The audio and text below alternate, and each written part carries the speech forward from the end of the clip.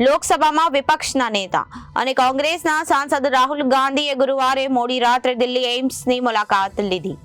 કોંગ્રેસ નેતા સારવાર માટે આવેલા દર્દીઓ અને તેમના પરિવારોને મળ્યા અને તેમની સમસ્યાઓ સાંભળી. આ મુલાકાત પછી કોંગ્રેસના નેતાએ કેન્દ્ર અને દિલ્હી સરકાર પર દર્દીઓ પ્રત્યે અસંવેદનશીલતા દાખવવાનો પણ આરોપ લગાવ્યો. દિલ્હી વિધાનસભા ચૂંટણીના ગરમાગરમ માહોલ વચ્ચે લોકસભા વિપક્ષ નેતા અને કોંગ્રેસના સાંસદ રાહુલ ગાંધીએ ગુરુવારે મોડી રાત્રે દિલ્હી એમ્સની મુલાકાત લીધી હતી. રાહુલ ગાંધીની આ મુલાકાતના ફોટો કોંગ્રેસના ટ્વિટર હેન્ડલ પરથી શેર કરવામાં આવ્યા છે.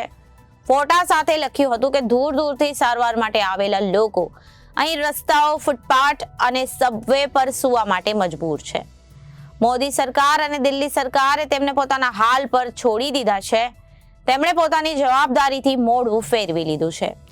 રાહુલે ઇન્સ્ટાગ્રામ પર હિન્દીમાં પોસ્ટ કરીને રોગનો ભાર, કડકડાટી ઠંડી અને સરકારની અસંવેદનશીલતા આજે હું એમ્સની બહાર એવા દર્દીઓ અને તેમના પરિવારોને મળ્યો જે દૂર દૂરથી સારવારની શોધમાં આવ્યા છે.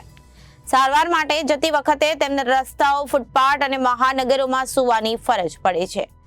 ઠંડી જમીન, ભૂખ અને અસ્વસ્થતા વચ્ચે દર્દીઓએ આશાની જ્યોત પ્રજ્વલિત રાખી છે.